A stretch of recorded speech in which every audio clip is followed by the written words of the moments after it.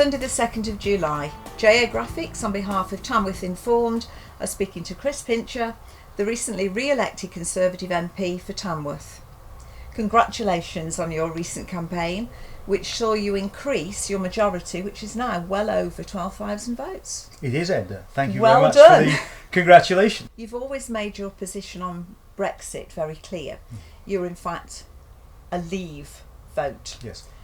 How do you think this opinion actually helped you in this recent election, if at all?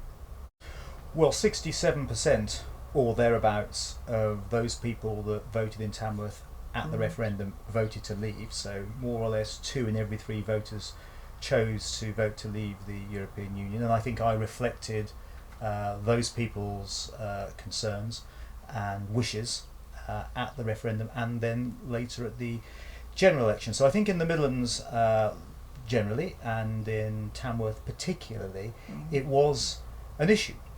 And of course, UKIP chose not to field a candidate at the general election, so those UKIP voters had to choose where else they might place their ballots.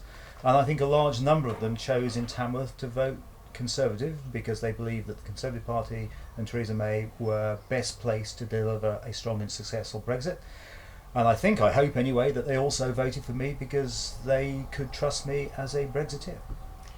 I've been reading up a little bit and I realised that your position within Brexit was the whip. Do you currently have a similar position in government, or has it changed? I am a government whip. I've got a rather grand title. I'm the Comptroller of Her Majesty's Household. That's the formal title I've got, but I'm also the government pairing whip. So I'm the whip responsible for making sure that we have enough votes to win majorities in the House of Commons, and that can sometimes be a rather challenging position because you've got to say no to people who want to go to events or be in their constituency. And you have to say, no, I need you in Westminster to vote. That actually leads me quite nicely into another question that I was going to ask you. How has the recent election changed how Parliament is running at the moment? Well, the arithmetic is much more tight with the DUP in support of the Conservative government giving what's called confidence and supply to the government. We have a majority of 13. So if the DUP chose not to vote on a particular matter, then there will be a natural majority of 3.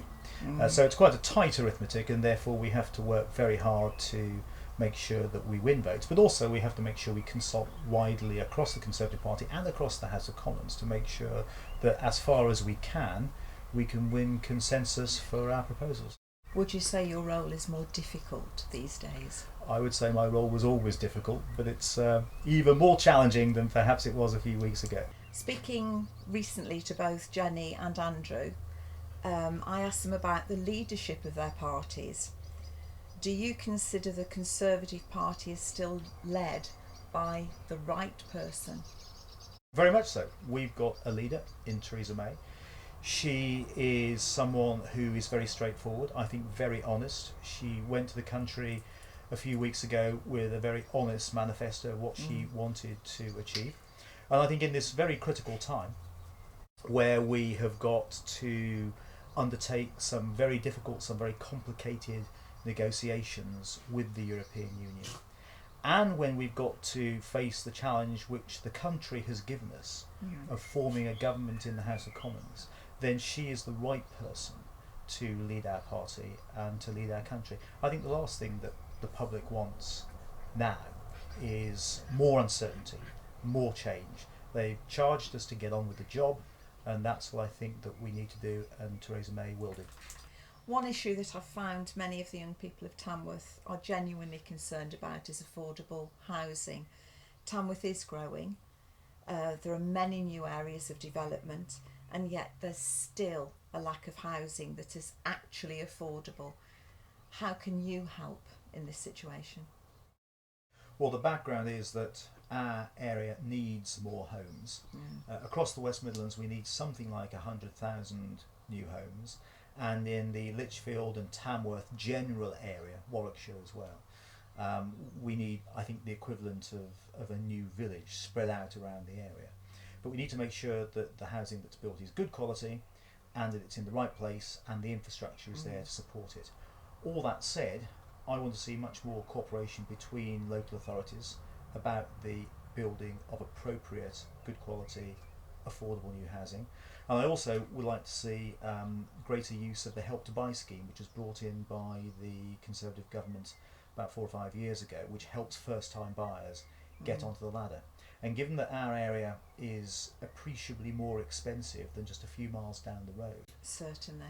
then I think that we need to use tools like that. But as a local MP, I shall be going to Westminster, going to government and saying, look, we need to build more good quality homes, we need more affordable homes, and we need them in the West Midlands because there's demand here. And if young people want to be able to live here, live in the home of their dreams, then we've got to provide the reality for them, which is more property.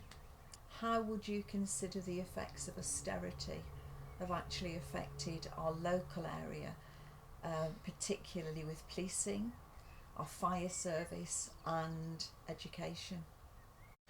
Well, we've got a really good local police and fire service, and I pay tributes to Chief Inspector Naden and his officers and our local fire and rescue servicemen and women. They do a fantastic job.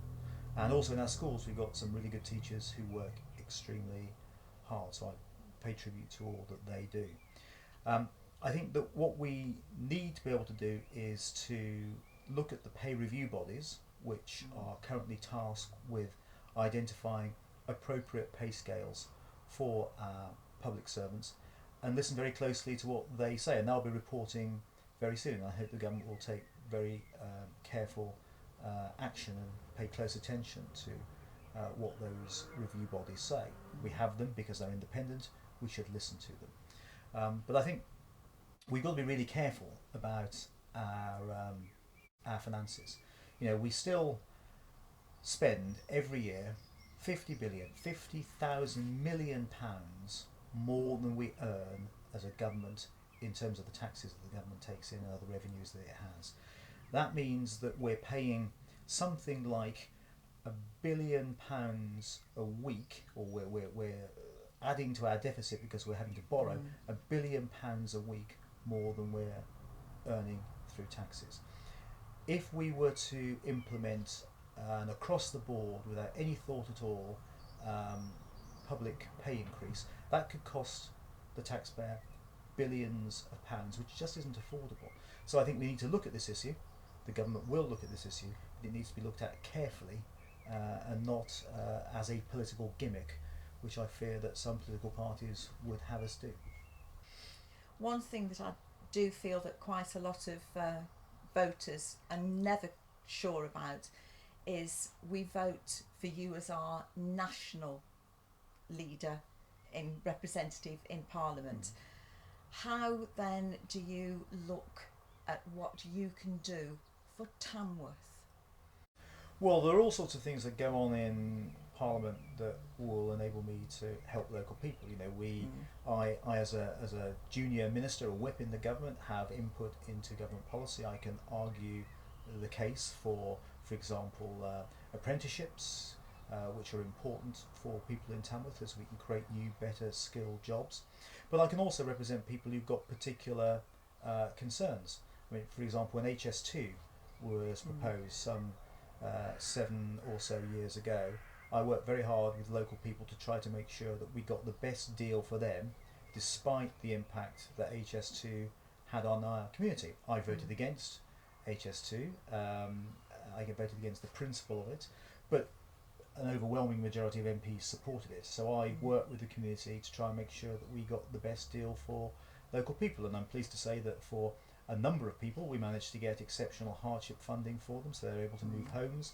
I was able to help another group, another community, with a rather innovative rehoming, rehousing project. So individual MPs can help their individual constituents getting things fixed on things like pensions or tax matters, or sometimes with housing.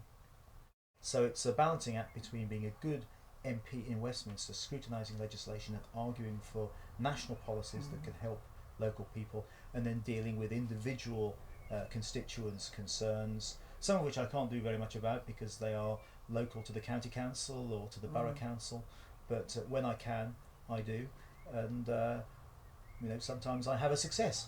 This is JA Graphics. On behalf of Tamworth Informed, I would personally like to thank you for your time this evening. It is Sunday evening. I'm now looking 7 o'clock. Yes, you're right, it's 7 o'clock. And what are your plans now? Well, I'm going to get in my car, drive down to London. I've got a busy day tomorrow. Our meetings in the Whip's office begin at 9:15. So I get into Westminster about 7:30 in the morning, meet my team, a guy called Alex who runs my Westminster office. I'll meet him at 8 o'clock to plan the week. And then the parliamentary business of the day begins. So I've got quite a busy day tomorrow, so I'm looking forward to hopefully an uneventful drive down to London tonight. Thank you very much for your time. Thanks, Edna, I appreciate it.